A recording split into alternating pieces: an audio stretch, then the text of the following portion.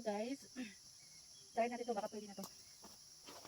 Gusto natin kumain ng puso ng saging. Try. Kulang pa.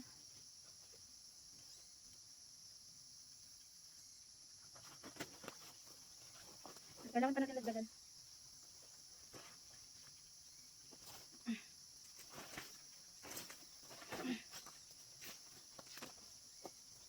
Kailangan natin dagdagan ng tali.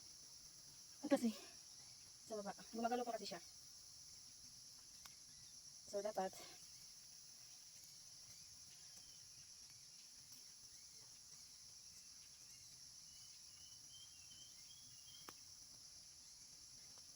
itatali natin ng mabuti sa baba kasi hindi siya, medyo matigas yung pungol ng saging. So ganituin mo siya. Yan, pwede na, hindi na siya galaw-galaw.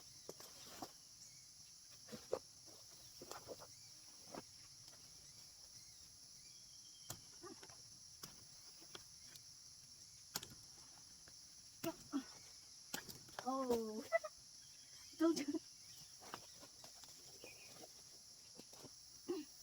So guys, ito na yung puso ng saging. Masarap to siya anuhin. Lagyan ng itlog na para siyang ginawa mo. Ano yung tawag yan sa talong? Anong pangalan nun? Nakalimutan ko anong pangalan nun. Pero masarap to siya lutuin ng lagyan ng itlog. Tapos perituhin. Ang puso ko ay nasa iyo. At ako ang iyong probinsyana. So maghanap muna tayo ng ibang saging. So hindi natin ito tatanggalin.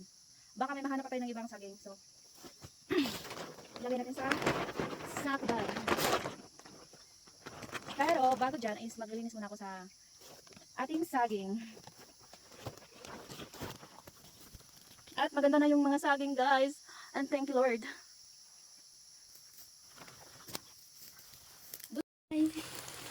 Ito yung kinuha ko kanina. Puso ng saging at lalagyan natin ng itlog. At may tundan tayo na saging. Hinog na.